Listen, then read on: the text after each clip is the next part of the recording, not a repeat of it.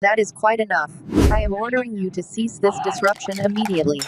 Rebecca, I assure you, my intentions are peaceful. Your only option today is water, sir. The words landed softly. That was what made them worse. They did not sound like anger. They did not sound like a mistake. They sounded practiced, clean, polite enough to survive a complaint, cold enough to humiliate a man in front of an entire first-class cabin. Nathan Brooks looked up from his laptop. For a moment, he said nothing. The cabin around him seemed to hold its breath. A crystal glass touched a tray with a tiny click. A leather seat creaked. Somewhere near the front, a passenger stopped turning the page of a magazine. Rebecca Lawson stood in the aisle beside seat 1A, 39 years old. Blonde hair pinned tight at the back of her head. Navy uniform pressed sharp enough to cut paper. Her smile was small, fixed, and empty. In her hand was a silver tray. On that tray was not the steak Nathan had ordered. It was a plastic cup of water. Nathan glanced at it, then back at her. "I ordered the steak," he said. His voice was calm, almost too calm. Rebecca tilted her head, as if he had misunderstood something simple. "I'm sure you did, sir. Unfortunately, we're having a small inventory issue today." Behind Nathan, Charles Whitman sliced into a thick steak with slow, satisfied pressure. The knife slid through the meat without resistance. Across from him, his wife lifted a fork to her mouth, the smell of pepper, butter, and roasted garlic drifting through the aisle. 2 rows back, another man raised a glass of red wine. Nathan heard the liquid move. He heard Rebecca breathe. He heard the silence of everyone pretending not to listen. "A small inventory issue," Nathan repeated. Not loud, not accusing, just precise. Rebecca's smile tightened. "Yes, sir. These things happen in aviation. I can offer you water for now. We'll see what we can do later." She placed the plastic cup on his tray table. Not a crystal glass. Not the same glass every other passenger had received. A thin, clear plastic cup, the kind handed out quickly in economy with a napkin and no eye contact. For a second, Nathan looked at it. Then he looked around the cabin. First class on Atlas Airlines Flight 447 was built to feel separate from the rest of the world. Wide cream leather seats, soft blue lighting, polished wood panels, quiet conversations, warm towels, heavy silverware. People who believed comfort was something they had earned. And in the middle of all that calm luxury sat Nathan Brooks, 44 years old, grey hoodie, worn jeans, white sneakers with faint scuffs at the heel, no watch, no designer bag, no visible sign that he belonged to the world surrounding him. That was what Rebecca saw. Not his name, not his seat, not the company waiting for his signature in New York, not the board presentation stored on the old laptop in front of him. She saw a man she could downgrade without saying the word. Nathan slowly folded his hands on the edge of the tray table. "Thank you," he said. Rebecca blinked. The answer was not what she expected. She had expected embarrassment, maybe anger, maybe a raised voice she could label as disruptive. Something useful, something she could write down later. But Nathan gave her nothing. Only calm, only control. That made her uneasy. Across the aisle, Patricia Lane lowered her reading glasses. She was 58, a retired attorney from Philadelphia, and she had spent half her life watching people lie with pleasant faces. Her eyes moved from Nathan's plastic cup to Charles Whitman's steak, then back to Rebecca. Her mouth tightened. Dr. Thomas Grant, seated behind her, stopped typing on his phone. He noticed it too. The difference, the quiet separation, the way Rebecca's shoulders softened when she turned toward the white passengers, then stiffened again when she faced Nathan.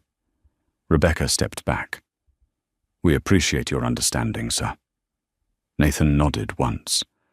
She walked away. Her heels made soft, exact sounds down the aisle. Tap, tap, tap. Nathan watched her disappear into the galley. Then he opened his laptop again. The screen glowed pale against his face. A document waited there. Atlas Airlines Customer Experience Review. His fingers hovered over the keyboard. He did not type yet. For one brief moment, his mind slipped away from the cabin and back to a memory he rarely allowed himself to revisit. Boston. A private dinner. A young man in a borrowed suit, holding an invitation, while a hostess pointed him toward the service entrance. Not yelling, not sneering, just certain, as if the world had already decided where he belonged. Nathan inhaled slowly. Then he typed one line: "Selective service observed in premium cabin." He paused. The plastic cup trembled slightly as the plane climbed through a thin layer of cloud. No one in first class knew that the quiet man in seat 1A was not just a passenger. No one knew that Atlas Airlines had spent 6 months trying to win a partnership with his company. No one knew that Nathan Brooks was the founder and chief executive officer of Brooks Meridian, a customer experience firm powerful enough to reshape how major corporations trained, hired, and disciplined their frontline staff. And Rebecca Lawson had just given him the clearest audit sample of his career. Rebecca didn't go straight back to Nathan. She moved through the rest of the first-class cabin first, carrying herself like nothing had happened. Her smile returned as soon as she reached Charles Whitman. "Can I refresh that wine for you, Mr. Whitman?" Charles looked up from his plate and smiled with the comfort of a man used to being remembered. "You always take good care of us, Rebecca." "I try," she said. Her voice warmed by several degrees. Nathan heard it. So did Patricia Lane. Rebecca leaned slightly toward Mrs. Whitman and laughed at something small, something harmless, something that sounded like ordinary kindness. Then she turned to a younger passenger across the aisle. "Sparkling water with lime, Mr. Reynolds?" "You remembered?" "Of course." The word floated through the cabin. "Of course." Nathan looked at the plastic cup on his tray table. The water inside it had barely moved. Tiny beads of moisture gathered on the rim. Under the soft cabin lights, the cup looked almost cheap, not because plastic was offensive by itself, but because everything around it was not plastic. Everyone else had glass. Everyone else had linen. Everyone else had a small performance of dignity. He closed his laptop halfway. Not all the way. Just enough to watch. In the galley, Alison Reed stood near the meal cart with both hands resting on the metal handle. She was trying to look busy, trying to disappear into the rhythm of service, but her eyes kept flicking toward seat 1A. She had seen the catering sheet. She knew exactly what was loaded. 6 steak entrees confirmed, 4 served, 2 remaining. There was no shortage. Her stomach tightened. Rebecca stepped into the galley a moment later, still smiling until she crossed the curtain. Then the smile dropped. "Stop staring, Alison." Alison swallowed. "I was just checking the hot meal count." Rebecca's eyes sharpened. "I handled it. There are still 2 steaks." The words came out before Alison could stop them. Rebecca looked at her for one long second. Not loud, not dramatic, worse. Quiet. "You are new on premium international service, Alison. You do not understand passenger management yet." Alison felt heat rise into her face. "Passenger management." Rebecca moved closer, lowering her voice. "Some passengers need clear boundaries. If you overserve the wrong person, you create expectations. Then you create problems. Then the rest of us spend the flight cleaning it up." Allison stared at her. The wrong person. Rebecca did not blink. Go check the rear galley. We already have someone in the rear galley. Then go anyway. Allison looked past her. Through the narrow opening in the curtain, she could see Nathan sitting still, hands folded, face calm. Too calm. Like someone who had been through this before and had learned the terrible discipline of not reacting. That look touched something in her. Her mother's voice came back to her from years earlier. A diner outside Cleveland. Double shifts, swollen feet. A woman in a faded uniform counting tips at the kitchen table. Baby, sometimes keeping your job means keeping quiet. But do not let quiet turn you into someone you cannot respect. Allison lowered her eyes. Yes, Ma'am. She walked toward the back of the plane, but every step felt wrong. In row 3, Madison Clark kept her phone low against her lap. The red recording dot glowed on the screen. Her live stream had started with a handful of viewers, then a few hundred. Now the number was climbing faster than she expected. She whispered, barely moving her lips. First-class passenger in seat 1A was told there were no premium meals, but people around him are eating steak. I just saw the galley. There are more trays. A comment flashed across her screen. Get her name. Another. Do not stop recording. Another.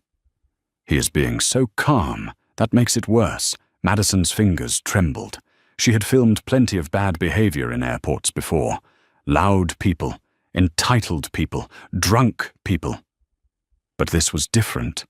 This was not a public explosion. This was controlled, polished, hidden under smiles and service language.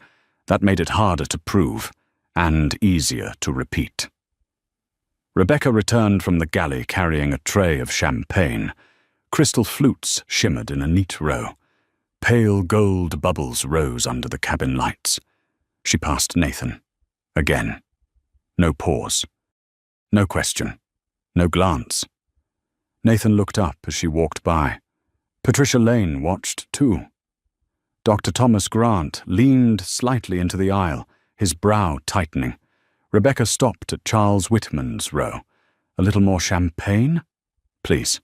She filled his glass with a smooth wrist. Then Mrs. Whitman's. Then the businessman behind them. Nathan waited until she stepped back into the aisle. Excuse me, Rebecca? The cabin quieted at the sound of her name. She turned slowly. Yes, sir? Could I have a glass of champagne, please? A small request. A simple request. One every other passenger had received without asking. Rebecca's smile returned. Of course, sir. Let me check what we have available. She disappeared into the galley. Madison's phone tilted slightly upward. Allison, halfway down the aisle, stopped walking. Inside the galley, Rebecca stood in front of 3 unopened bottles of premium champagne. She did not touch them. She waited. 1 minute, then 2, then 3. Nathan sat quietly. The silence grew teeth. Finally, Rebecca came back. Not with crystal, not with linen, not with the gold label bottle. She placed another plastic cup on Nathan's tray table. This one held a small pour of champagne, flat at the edges, almost careless. Here you go, sir. Her voice was smooth, her hand was steady, but the insult was no longer hidden. It sat in front of him, clear, cheap, visible. Nathan looked at the cup. Then he looked at Rebecca. Around the cabin, heads turned. Patricia Lane took off her glasses. Dr. Grant stopped breathing for half a second. Charles Whitman lowered his fork. Madison whispered into her phone. There it is. Nathan picked up the plastic cup, held it for one calm moment, and set it back down without drinking. Thank you, he said. Rebecca's smile flickered, because she heard it now. Not gratitude. Documentation. The plastic cup stayed on Nathan's tray table like evidence no one could ignore. For a few seconds, the cabin did not move. The engines hummed beneath the floor. Air rushed softly through the vents. A spoon touched porcelain somewhere behind him, then stopped. Even the small sounds of luxury seemed embarrassed. Rebecca stood beside Nathan with her hands clasped in front of her. "Is there anything else I can get you, sir?" Nathan looked at her. "Yes," he said. "I would like to understand why everyone else is being served with glassware, and I am not." There it was. Not anger, not accusation. Just a question. The kind of question that left no safe place to hide. Rebecca's smile tightened so much it almost disappeared. "Sir, we are doing our best under the circumstances." "What circumstances?" A quiet ripple moved through the cabin. Patricia Lane leaned back slowly, eyes fixed on Rebecca. Dr. Thomas Grant set his phone face down on his armrest. Charles Whitman looked at the champagne in his own crystal flute, then at the plastic cup in front of Nathan. His face changed. Not much, but enough. Rebecca lifted her chin. "We are managing service flow based on availability and operational judgment." Nathan nodded once, as if he were listening to testimony. "Operational judgment," he repeated. "Yes, sir. And that judgment led you to serve every other first-class passenger with standard glassware, while serving me from plastic." Rebecca's eyes flicked toward the other passengers, only for a second. But Nathan saw it. Madison saw it too. Her phone stayed low, but the camera angle caught Rebecca's face clearly now. The viewer count was climbing. Comments moved faster than she could read. "Say his name. Ask for the captain." This is exactly how they hide it. Madison swallowed hard. She was no longer just watching a moment. She was holding a record of it. That responsibility sat heavy in her chest. Rebecca turned slightly away from the camera without making it obvious. "Sir, I'm sorry if you feel slighted." Nathan's expression did not change.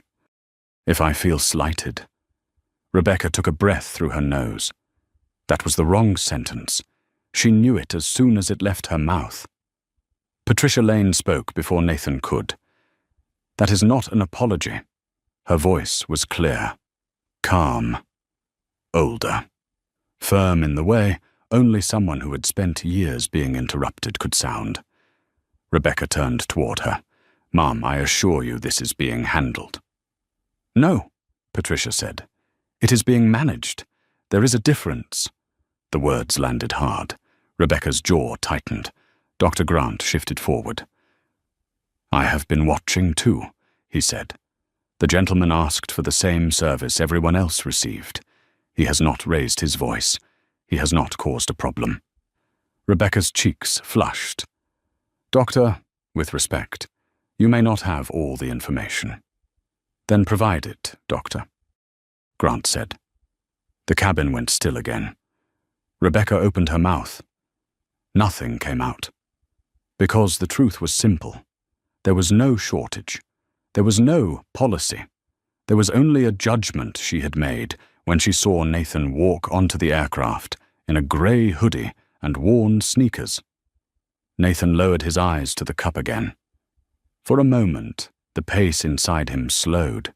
He thought of his father, who had worked maintenance at a downtown office tower in Detroit. A quiet man with cracked hands and clean shirts. His father used to say that dignity was not something people gave you. It was something they revealed in themselves by how they treated you. Nathan had not understood that as a boy. He understood it now. Rebecca's treatment said less about his worth than it did about her imagination. She could not imagine him as powerful. She could not imagine him as deserving. She could not imagine that the man she had reduced to plastic might be someone her company was trying to impress. That was the tragedy. Not for him. For her. Alison Reed appeared at the front of the aisle, moving slowly from the rear cabin. Her face was pale. Her hands were empty, but her eyes were full of decision. Rebecca saw her and stiffened. "Alison, I told you to check rear service. I did." then returned to economy support. Allison did not move. The passengers felt it. The shift, the small rebellion. Rebecca's voice dropped. Now. Allison's hands trembled once at her sides. She pressed her fingers into her skirt to hide it. "Miss Lawson," she said, "we have crystal flutes available." Rebecca stared at her. Allison continued before fear could stop her. "We also have 2 remaining steak entrees. They are still in the warmer, and 3 unopened bottles of premium champagne in the forward galley." The cabin changed, not loudly. No one gasped, no one shouted. But something opened. Charles Whitman slowly placed his napkin on the table. Mrs. Whitman lowered her fork. The businessman with the red wine looked away. Rebecca's face went flat. "Allison," she said softly, "be very careful." Allison's throat moved as she swallowed. "I am being careful." Her voice shook, then steadied. "That is why I am saying it out loud." Nathan looked at her then, not with surprise, with respect. For the first time since the service began, Rebecca lost control of the room. Not completely, but enough. Enough for the silence to turn against her. Enough for Madison's live stream to catch every face. Enough for Nathan to open his laptop fully again and type one more line. Junior crew member confirms unequal service was not caused by inventory shortage. He pressed the period key. Small sound, final sound. Rebecca heard it. And this time she understood. He was not complaining. He was building a case. Rebecca stepped toward Allison with a smile that no longer belonged to customer service. It was smaller now, sharper, the kind of smile people use when they are trying not to show their teeth. "Allison," she said, "I need you in the galley. Now." Allison's shoulders tightened. She knew that tone. Every junior employee knew it. It was not a request. It was a warning dressed in workplace language. But she did not move. Nathan watched her hands. They were trembling slightly, but she kept them at her sides. That small act mattered. Courage did not always look like a raised fist. Sometimes it looked like a young woman staying in place when her job, her rent, and her future were all being held over her head. Rebecca leaned closer. "You are disrupting service." "No," Allison said quietly. "I am correcting it." A sound moved through the cabin.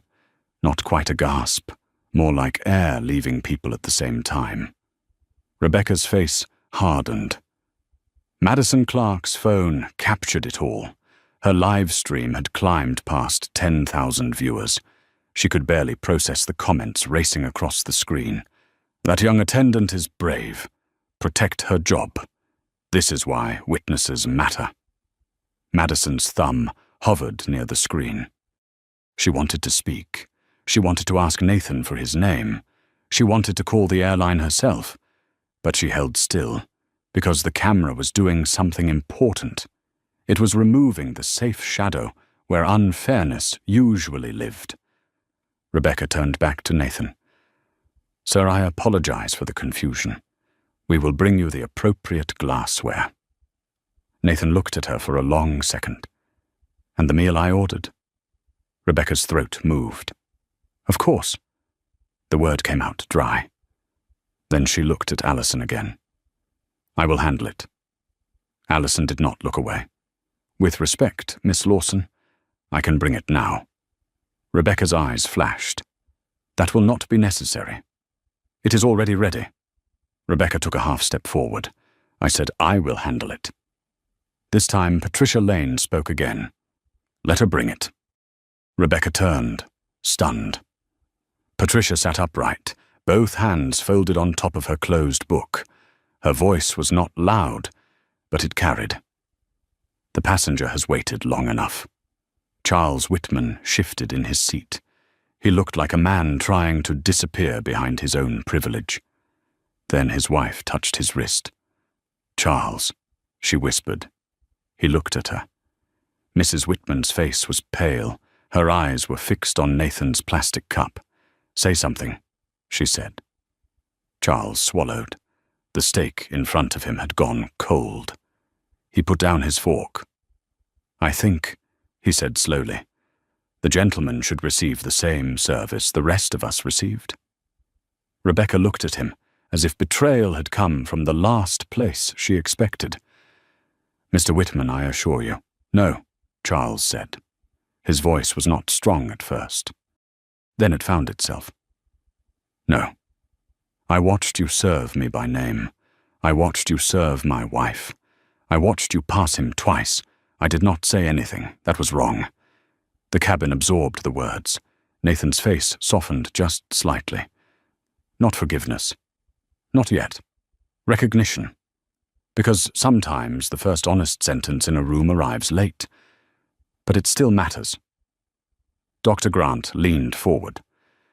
"I will also give a statement if needed." Rebecca's control began to crack. "You are all misunderstanding a service situation." Allison turned toward the galley. "I will get the tray." Rebecca's hand shot out and caught Allison lightly by the wrist. Not hard, but enough. Allison froze. The whole cabin saw it.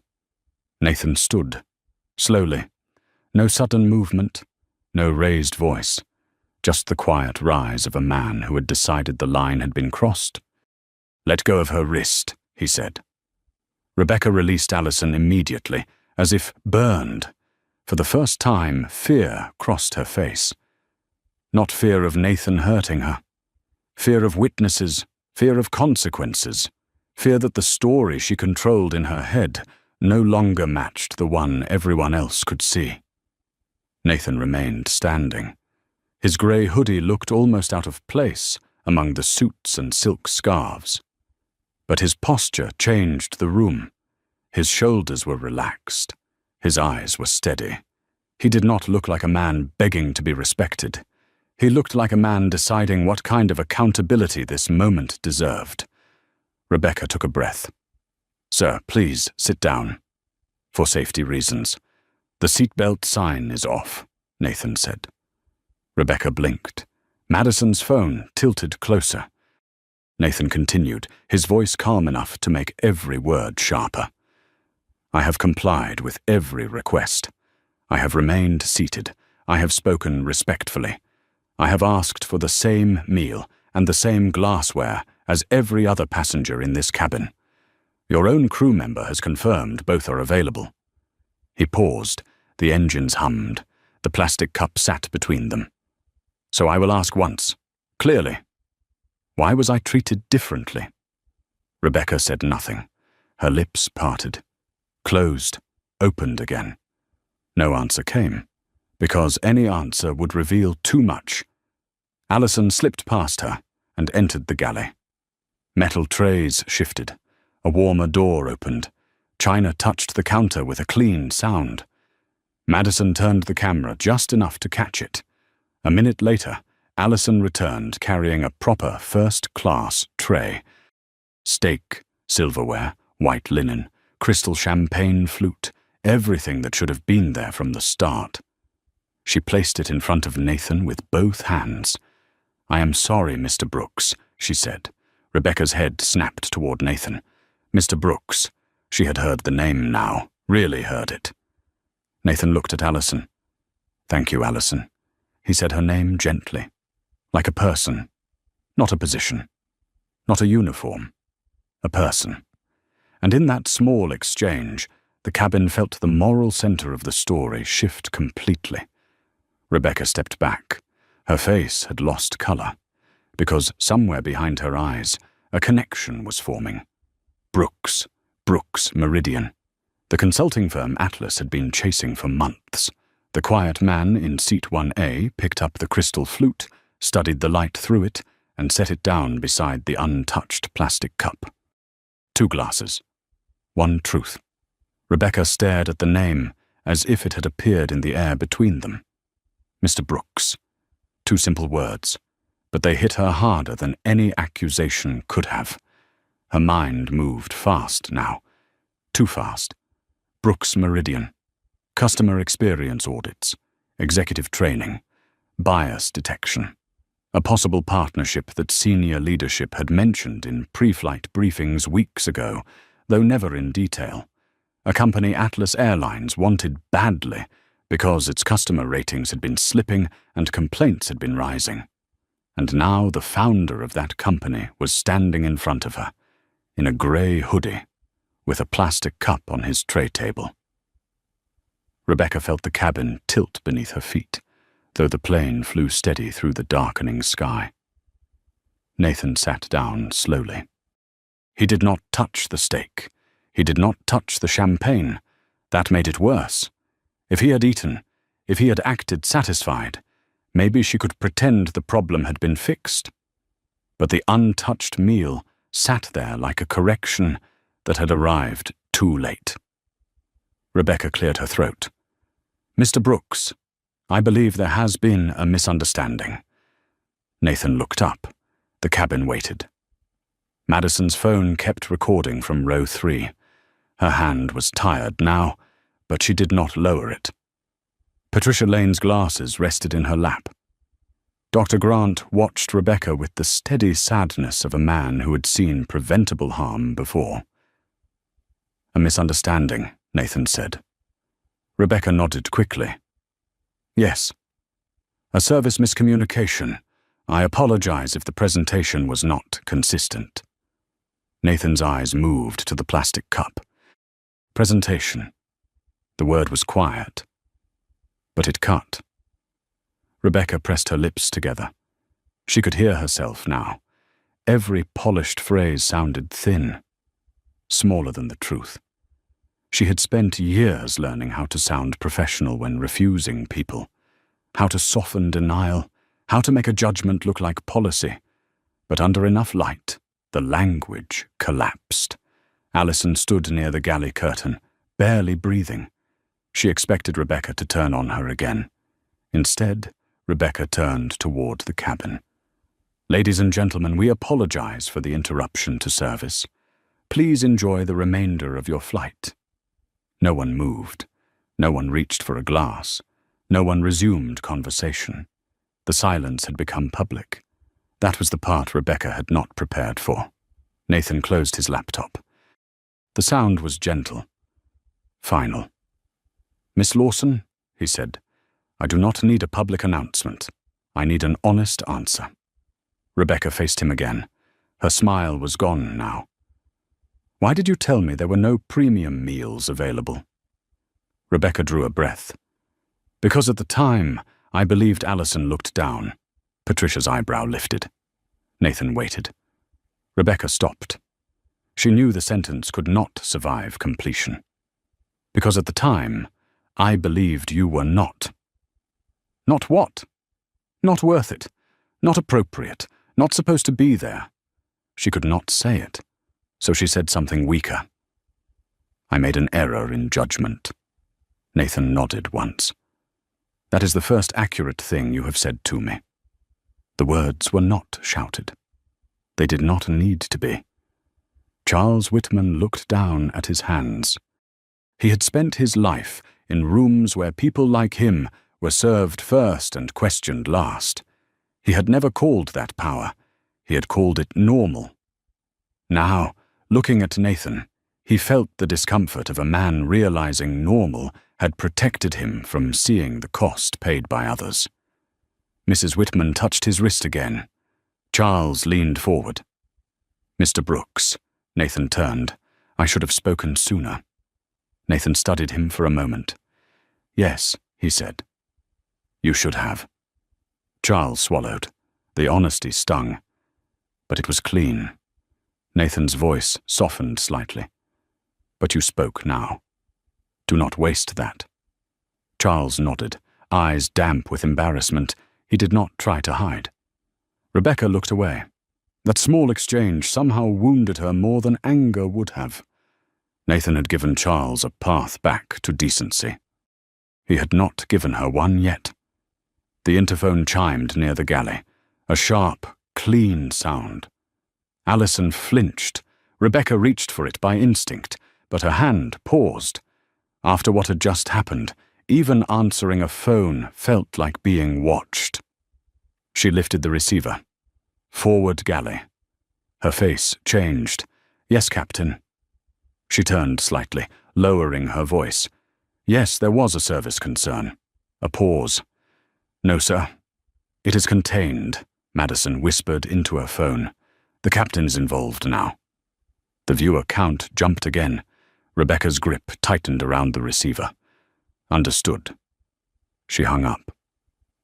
The cockpit door opened a minute later. Captain Michael Reeves stepped into the cabin. He was 52, broad-shouldered, with silver at his temples, and the careful expression of a man trained to manage storms without showing fear. He took in the scene quickly, the untouched steak, the plastic cup, the crystal flute, the passengers staring, Allison pale by the curtain, Rebecca standing too rigidly. Then his eyes landed on Nathan. "Mr. Brooks," he said. Rebecca's face tightened. The captain knew. Nathan rose halfway from his seat. "Captain Reeves." Reeves shook his head gently. "Please stay seated. I came to listen." Those 4 words changed the cabin again. I came to listen. Not to defend, not to dismiss. Not to protect the uniform before the person. Nathan sat back. Reeves turned to Rebecca. "Miss Lawson, step aside for a moment." Rebecca obeyed.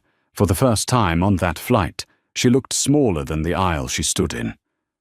Captain Reeves looked at Allison. "Miss Reed, I will need your account after landing. For now, continue service with another crew member. No one retaliates against you for speaking up. Is that clear?"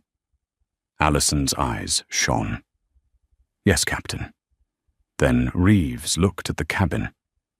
"Ladies and gentlemen, I understand some of you witnessed what occurred. If you are willing to provide statements after arrival, the company will receive them." Patricia lifted her hand. "I will."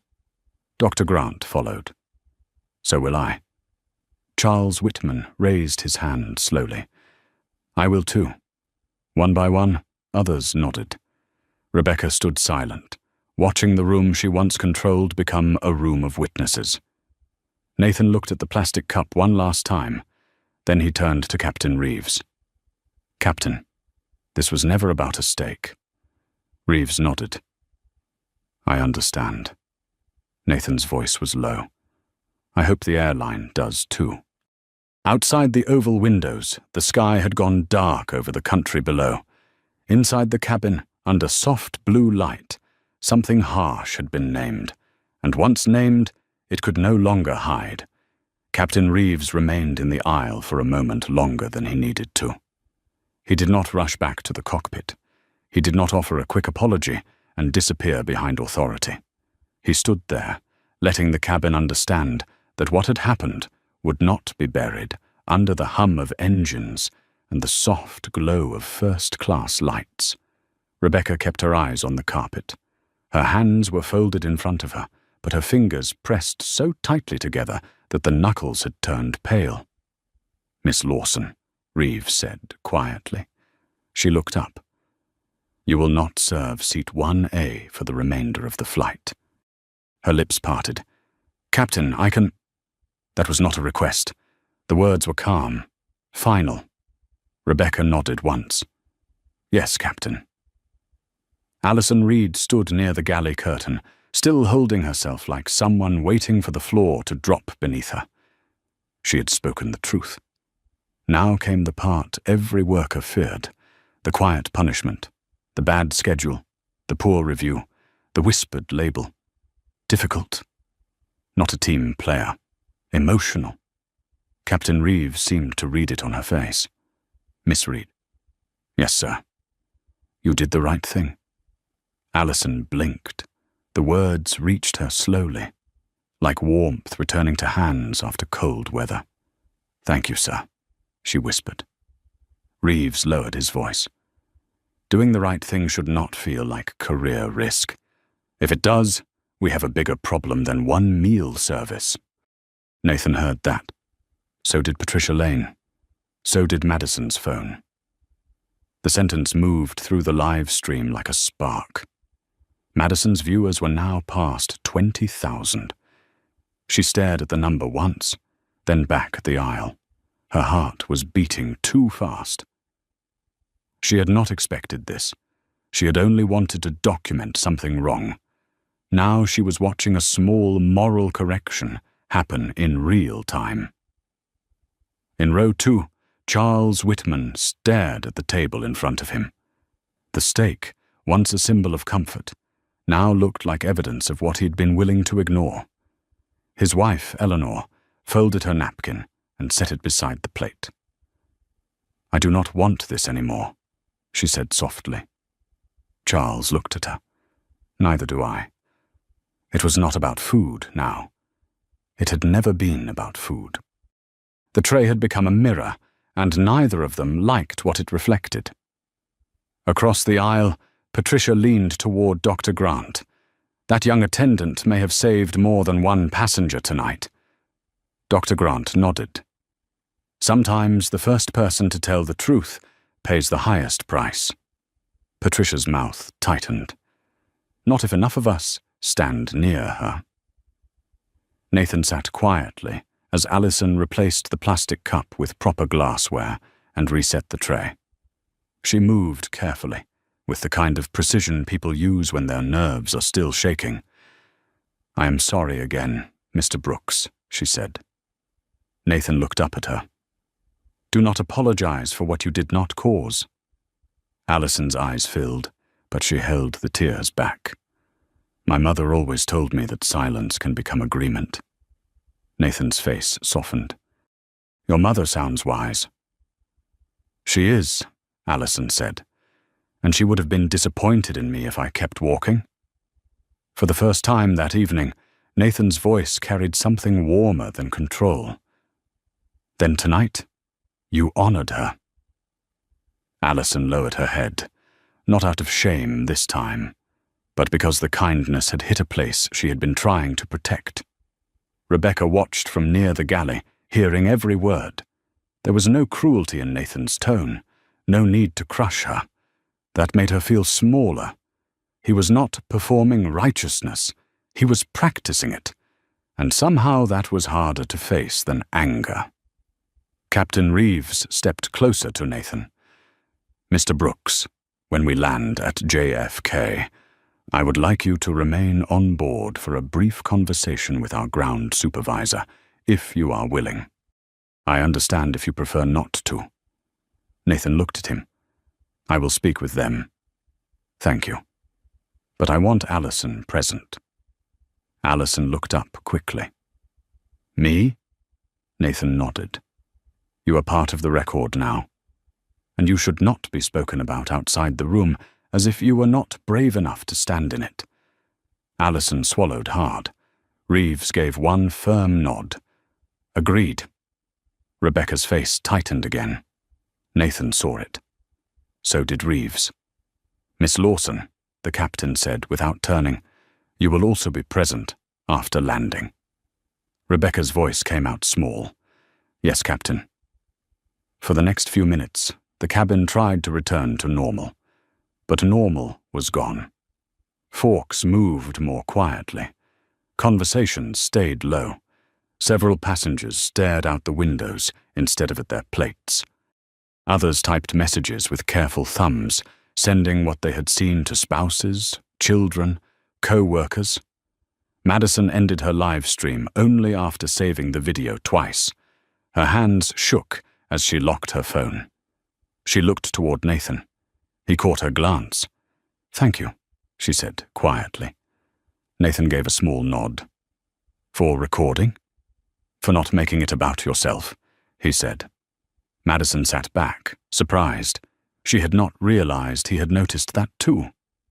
The plane began its slow descent toward New York later that evening. The lights of the city spread beneath the clouds like a field of broken stars. The captain's voice came over the speaker, steady and professional, announcing the approach into John F. Kennedy International Airport. Seatbacks came up. Trays were cleared. Belts clicked shut. But no one in first class felt the flight was ending. It felt like the real landing was still ahead. Nathan opened his laptop one last time. He added a final line beneath the report. Culture is revealed in moments when staff believe the person in front of them has no power. He paused, then added one more. Respect must never depend on recognition. He closed the file. Outside, the runway lights came into view. Inside, Rebecca Lawson gripped the jump seat harness across her chest and stared straight ahead. For the first time all flight, she was not thinking about service. She was thinking about consequences. The wheels hit the runway with a hard, rubbery thud. A breath moved through the cabin. Not relief. Release. The engines roared in reverse, pressing everyone forward against their seatbelts. Glasses trembled. Overhead, bins rattled.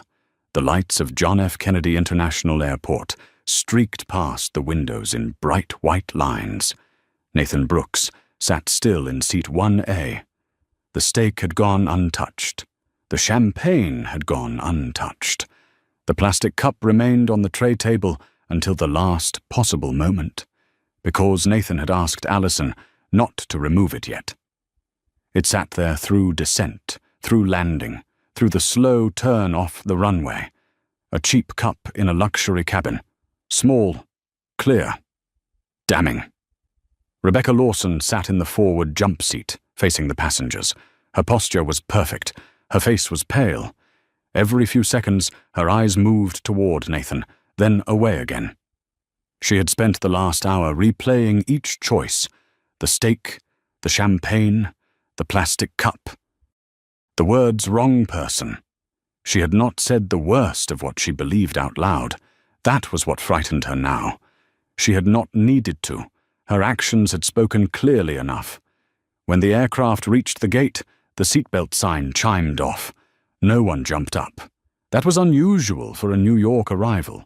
Normally, people rose before the bell finished, grabbing bags, checking phones, crowding the aisle with impatience. This time, first class stayed seated for a few extra seconds, as if the cabin understood that moving too quickly would cheapen what had happened. Then phones came alive. Messages, missed calls, news alerts. Madison Clark turned her phone over and saw more notifications than she could count. Her live stream clip had been shared across platforms. Not millions yet, but enough.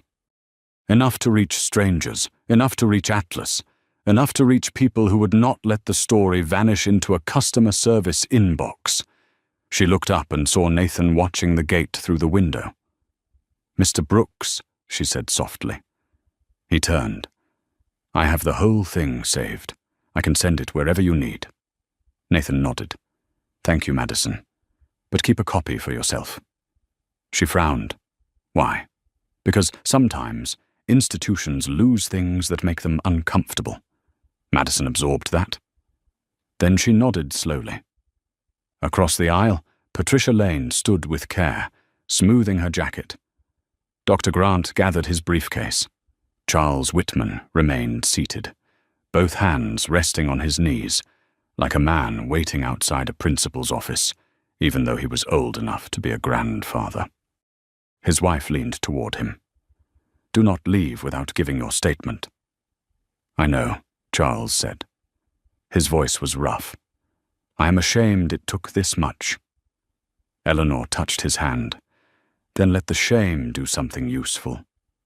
The cabin door opened. Cold terminal air slipped in. A ground supervisor stepped aboard first. Her name tag read Denise Porter. Late 40s.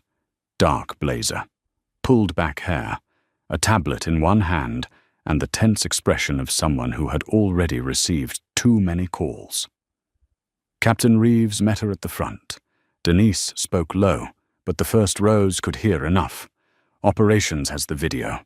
Corporate is asking for immediate statements. Legal has been notified. Rebecca closed her eyes for half a second. There it was. The word every employee feared. Legal. Denise looked past the captain and found Nathan. "Mr. Brooks, Nathan stood. Yes. I'm Denise Porter, Senior Ground Operations Supervisor for Atlas at JFK. On behalf of the airline, I want to apologize for what occurred on board. Nathan picked up the plastic cup and held it gently between two fingers. Denise's eyes dropped to it. An apology is a beginning, he said, not a conclusion. Denise swallowed. Understood. Rebecca stepped forward. Mr. Brooks, I would also like to apologize personally. Nathan turned to her. For what? The question froze her. Rebecca had expected to say the sentence and be done with it. She had expected apology to work like a key. Insert it. Turn it. Open the door to escape. But Nathan did not move. For what? He repeated. Rebecca's mouth went dry. For the service inconsistency. Nathan's eyes did not harden. They cooled. No. Rebecca's face tightened. No, that is not what happened. The air in the doorway felt suddenly thin. Allison stood behind the galley curtain, watching. Her heart beat against her ribs. Patricia had stepped closer. Dr. Grant, too. Madison lifted her phone again. Not high, just ready. Nathan set the plastic cup on the edge of the counter, near the forward galley. You did not make a service error, Miss Lawson. You made a human judgment. You decided I deserved less before you knew who I was. Rebecca's lips trembled. I did not mean, Nathan cut in. Intent matters, but impact arrives first. Silence. Even Denise looked down at her tablet. Nathan's voice slowed. The danger in this kind of behavior is that it rarely announces itself as hatred. It arrives as policy, as instinct, as professional discretion, as a small cup instead of a glass, as a missing meal that was never missing. Rebecca's eyes filled, but no tears fell. He was not shouting. That made every word harder to escape. Nathan looked toward Allison, and it is often corrected first by someone with the least power in the room. Allison lowered her eyes. Denise turned to her. Miss Reed, you will remain with us for the statement process. You are not being disciplined. Allison breathed out, a breath she had been holding since the galley. Rebecca looked at Allison then. Really looked. Not as a trainee. Not as a threat. As the person who had done what she should have done. For a moment, shame entered her face without defense. Nathan saw it. Good. Not enough, but good.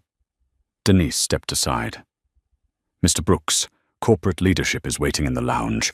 They would like to speak with you immediately. Nathan picked up his old laptop bag. Tell them I will speak with them after I hear from the witnesses. Denise blinked. The witnesses? Nathan looked back at the cabin. Patricia Lane stood.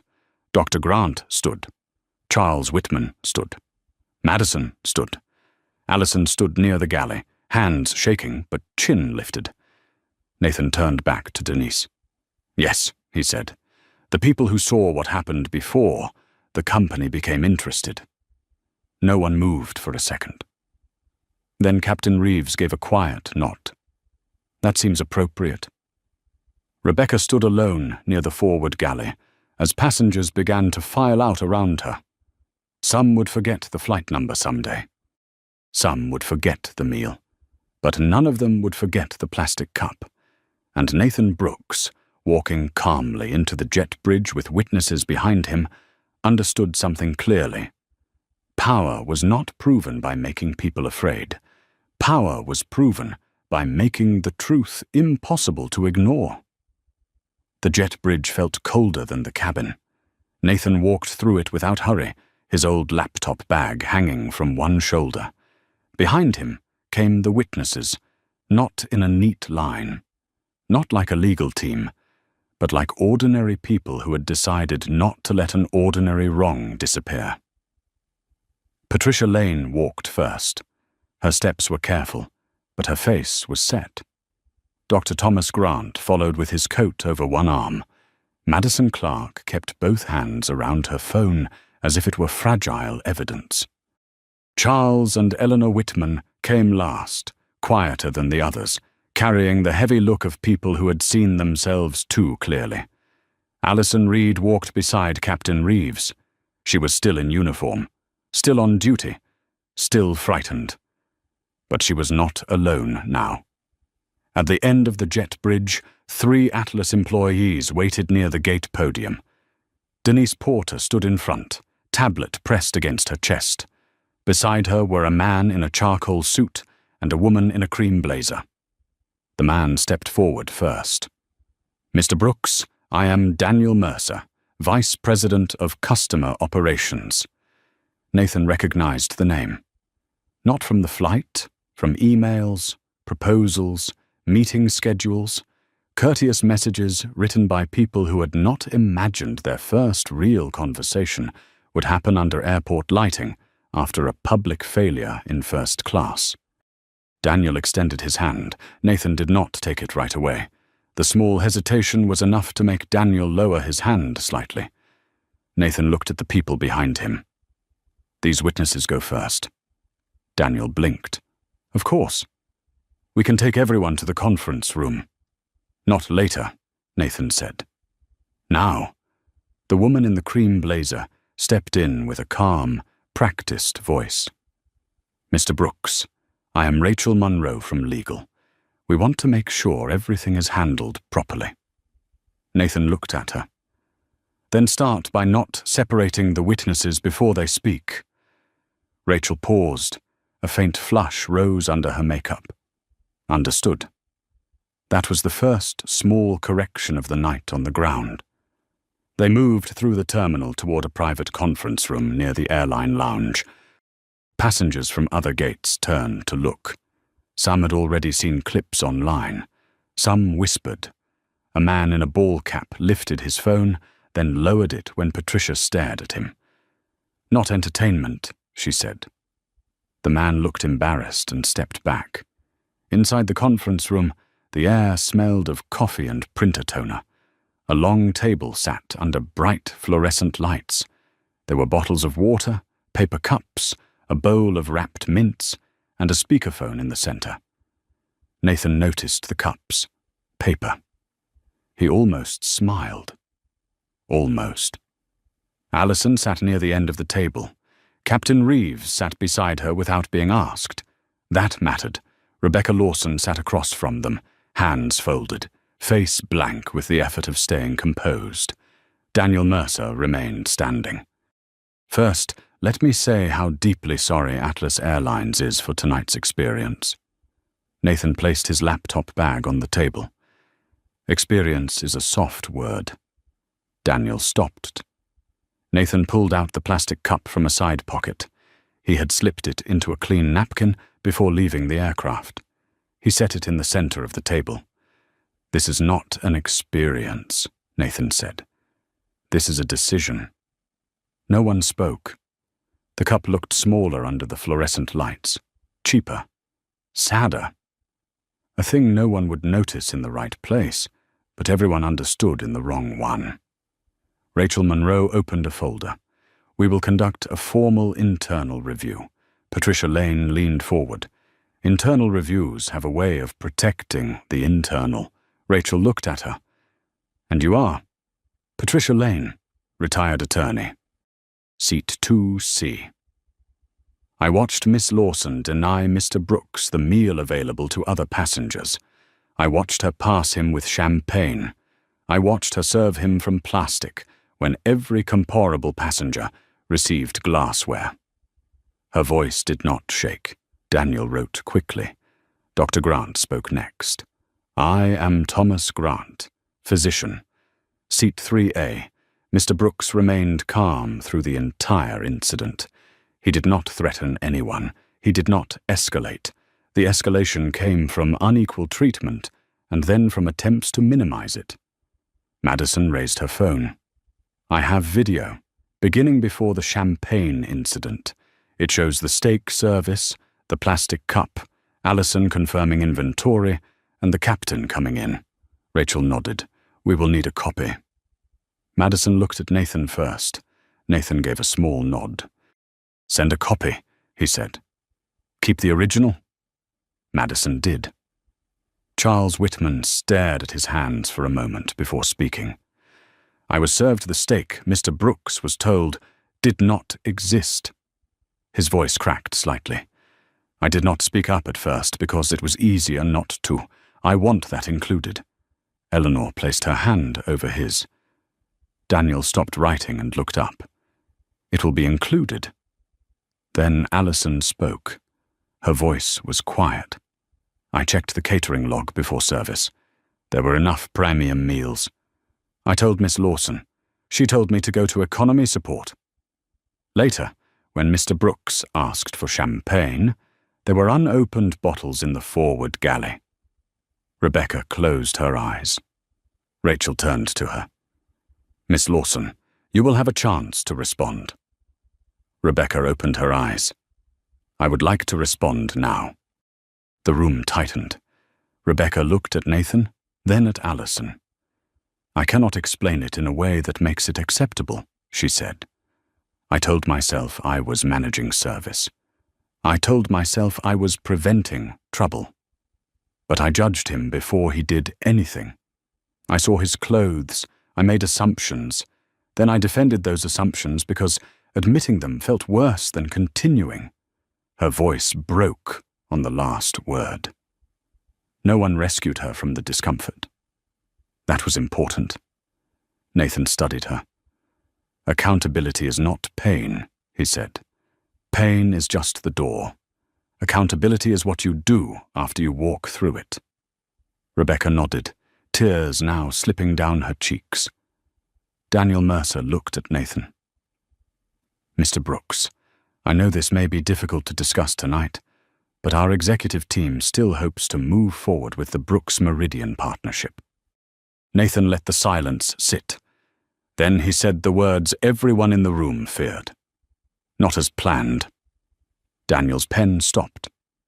Nathan continued, "I will not sell Atlas a training package that lets leadership claim progress, while employees like Allison carry the moral risk alone. If we work together, it will not start with branding, it will start with truth, complaints, hiring, promotion, retaliation protections, real audits, passenger dignity standards, public reporting." Rachel looked down. Daniel's face went pale. "That is much larger than the original scope," he said. Nathan picked up the plastic cup. So was the problem. The room went still. Outside the glass wall, travelers hurried through JFK with bags, coffees, children, boarding passes, and private burdens no airline could see. Nathan looked at them for a moment. Then he turned back. "People do not become more worthy when we discover they are powerful," he said. "They were worthy before we knew their names." Allison lowered her head, crying silently now. Patricia reached across the table and placed a napkin near her hand. Not a grand gesture, a human one. And in that bright, uncomfortable room, the real correction finally began. The room did not feel private anymore. Not after the video, not after the statements, not after the plastic cup had been placed at the center of the table like a witness with no voice, but perfect memory. Daniel Mercer stood near the wall, phone pressed to his ear. He spoke in low fragments. "Yes, we have him here. Yes, Nathan Brooks. No, not alleged. There is video."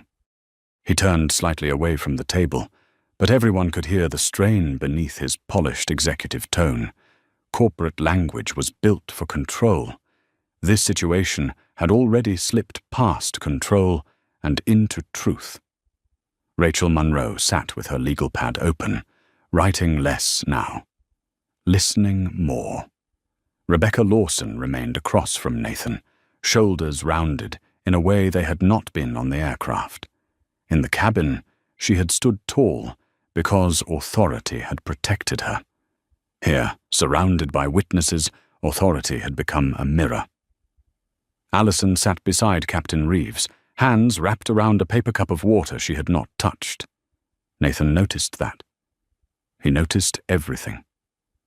"Miss Reed," he said gently. Allison looked up. "You do not have to stay if this becomes too much." She shook her head at once. "No, I need to finish it." Her voice was quiet but steadier than before. "If I leave now, I will feel like I only told half the truth." Patricia Lane smiled faintly. That is how testimony begins. Allison let out a small breath that almost became a laugh, but not quite. The room softened for 1 second. Only one. Then Daniel ended his call and returned to the table. "Our chief executive officer is on her way in from Manhattan. The board chair is joining by phone. They want to make this right." Nathan leaned back. "Make this right" is another soft phrase. Daniel accepted that without defense this time. "Yes, it is." "Good," Nathan said. "Then let us be precise." He opened his laptop and turned the screen towards them. A document filled the page. Notes, timestamps, observations. Not emotional. Not exaggerated. Clear enough to make denial difficult. Daniel read the first lines, and his face changed. Rachel leaned closer. Rebecca saw the heading, "Cabin Culture Failure. Selective Dignity in Premium Service." Her lips pressed together. Nathan scrolled slowly. Meal falsely denied. Glassware withheld. Junior employee redirected after attempting to correct record. Witnesses observed differential warmth, address, tone, and service sequence. The words looked clinical. That made them devastating. Rebecca looked down at the table. Nathan stopped scrolling. "Miss Lawson." She raised her eyes. "I want to ask you something, and I want you to answer without protecting your job for 1 minute." Rebecca breathed in. "All right. When you saw me bored, what did you think?" The question struck the room harder than any accusation. Rebecca's fingers tightened around a tissue. She looked at Nathan, then at Allison, then at the plastic cup. "I thought you were upgraded," she said. Nathan waited. She continued, "I thought maybe you did not know how premium service worked. I thought you would ask for too much. I thought if I gave you everything at once, you might become demanding." Her voice cracked. "And why did you think that?" Rebecca closed her eyes. "Because of how you looked." The silence after that was not empty. It was full. Full of every lobby where someone had been followed. Every restaurant where a table was suddenly unavailable. Every office where a name on a resume sounded fine until a face entered the room. Every small decision that never made the news, but shaped someone's life. Nathan did not look away. "That is the part companies avoid naming," he said. Rebecca nodded, crying now. "I am sorry." This time no one interrupted her, because it finally sounded like the beginning of the truth. Not the whole truth, but the beginning. Captain Reeves folded his hands. "Rebecca, you need to understand something. Safety authority is sacred on an aircraft. When service bias hides under that authority, it damages trust in the whole crew." Rebecca wiped her cheek. "I know." "Do you?" Patricia asked. Not cruelly. Carefully. Rebecca looked at her. "I'm starting to." Patricia nodded once. "That answer will do for now." Daniel's phone buzzed on the table. He looked at the screen, then turned it toward Rachel. "The public statement draft is ready." Nathan's eyes sharpened. "Read it." Daniel hesitated. Then he read aloud. "Atlas Airlines is aware of a customer service incident on Flight 447 and is reviewing the matter internally." "No," Nathan said. One word. Hard. Daniel stopped. Rachel looked up. Nathan's voice stayed controlled. "That statement is why these things keep happening. It turns a person into an incident. It turns discrimination into customer service. It tells the public nothing and protects the company from feeling anything. Madison nodded from the far end of the table. That is exactly what people are tired of. Daniel deleted the draft with his thumb. What should it say? Nathan looked around the room. Not at the executives first. At Allison, at Patricia, at Dr. Grant, at Charles and Eleanor, at Madison, then back to Daniel. It should say that a passenger was treated differently in first class. It should say the airline has received video and witness accounts. It should say the employee involved has been removed from duty pending investigation. It should say the crew member who reported the discrepancy will be protected from retaliation. And it should say Atlas is bringing in outside review, not internal comfort. Rachel wrote quickly. Daniel nodded. That is stronger than what legal would normally approve. Nathan looked at Rachel. Then legal should grow stronger. Rachel did not smile, but her eyes changed. Fair enough, she said. Charles Whitman cleared his throat. May I say something? Nathan turned. Charles looked smaller now, but more honest. I spent most of my life thinking kindness was being polite to waiters and tipping well. Tonight I learned that politeness without courage is not kindness, it is just manners. Eleanor squeezed his hand. Allison looked at him, tears still on her face.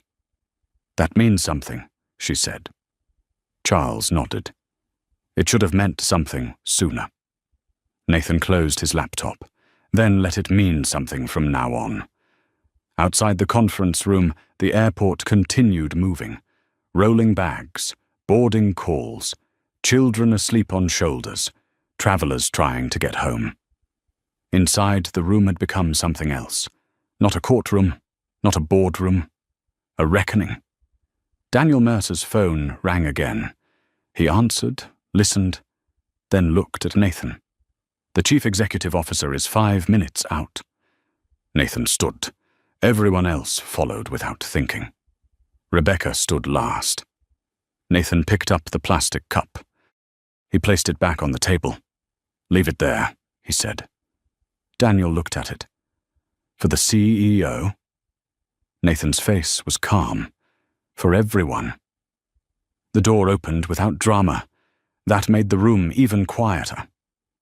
Evelyn Carter, Chief Executive Officer of Atlas Airlines, stepped inside with 2 people behind her and stopped before she reached the table. She was in her early 60s, silver hair cut short, navy coat folded over one arm, reading glasses in her hand. She had the controlled face of a woman used to bad news arriving in polished folders. Then she saw the plastic cup. No one explained it. No one needed to. Her eyes moved from the cup to Nathan Brooks, then to Allison, then to Rebecca. She understood enough to know that the rest would be worse. Mr. Brooks, she said. Nathan nodded. Ms. Carter. She did not offer her hand. Not yet. That was wise. I watched the video in the car, she said. I read the first witness notes. I will not insult you by calling this a misunderstanding. Rebecca lowered her eyes. Daniel Mercer stood near the wall, holding his phone as if it had become too heavy. Evelyn Carter walked to the table and sat down slowly. Not at the head, across from Nathan. Eye level. Then she looked at Allison. Miss Reed, I am told you corrected the record during the flight. Allison's throat tightened. Yes, ma'am. Were you afraid? Allison looked at Rebecca. Then at the cup. Yes. Evelyn nodded once. That answer seemed to hurt her. You should not have had to be brave to get a passenger treated fairly. The words landed softly, but they carried weight. Nathan watched her carefully. He had met executives who knew how to perform regret. He had watched apology become theater, diversity become branding, accountability become a slogan printed on glass walls. He was listening for something different. Evelyn turned to Rebecca. "Miss Lawson, you are removed from duty pending a full investigation. You will have union representation, and the process will follow policy. But hear me clearly. The investigation will not be limited to tonight. We will review prior complaints, service patterns, crew reports, and supervisory decisions." Rebecca nodded. Tears slipped down her face, but she did not argue. Good. For the first time, she did not try to manage the room. Evelyn looked back at Nathan. "Mr. Brooks, Atlas wanted your company to help us improve our customer experience. Tonight, we showed you exactly why we need it. That does not entitle us to your help, but if you are willing, I would like the scope expanded under your terms."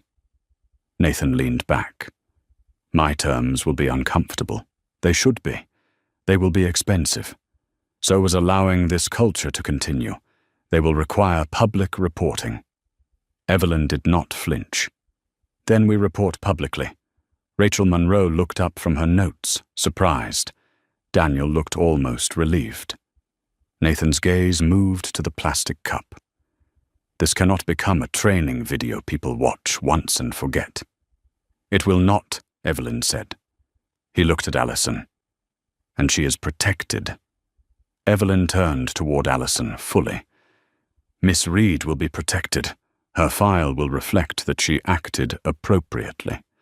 If any retaliation occurs, it comes directly to my office." Allison's face broke then. Not loudly, not dramatically.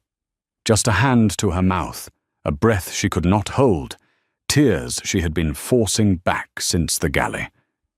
Captain Reeves placed a steady hand near her elbow, not touching unless needed. Patricia Lane wiped her glasses with a tissue. Dr. Grant looked down, blinking slowly. Charles Whitman stared at the cup like it had become a teacher he never asked for, but badly needed. Nathan stood. The room rose with him, but he lifted one hand slightly. "No need." They sat again. He picked up the plastic cup and held it in his palm. "This is small," he said. "That is why it matters. Most people are not wounded by one grand act of cruelty. They are worn down by small decisions. A look, a pause, a different glass, a colder tone, a benefit of the doubt given to one person and withheld from another." No one moved. Nathan placed the cup back on the table. "Respect is not premium service. It is the minimum." Evelyn Carter lowered her head. "You are right." Nathan looked at Rebecca. For 1 second, the room tightened again. "Miss Lawson," he said, "I do not know what happens next for you. That is not mine to decide. But I hope you do more than feel ashamed. Shame looks backward. Responsibility walks forward." Rebecca covered her mouth, then nodded. "I understand." Nathan's voice softened. "I hope you do." Hours later, the first public statement from Atlas Airlines did not call it an incident. It called it unequal treatment. It named the failure. It protected the witness. It announced an outside review, led by Brooks Meridian, with passenger dignity standards, crew accountability measures, and retaliation safeguards. The video spread by morning. But what stayed with people was not the steak, not the champagne, not even the powerful man in the grey hoodie. It was the young attendant who spoke, the witnesses who finally stood up, the captain who listened, the executive who stopped hiding behind soft words, and the quiet truth Nathan left behind in that room at JFK. People should not have to reveal power to receive dignity. They should receive dignity because they are people. If this story moved you, support it with a like, subscribe for more stories about courage and justice, and leave a comment with these 3 words: never stay silent.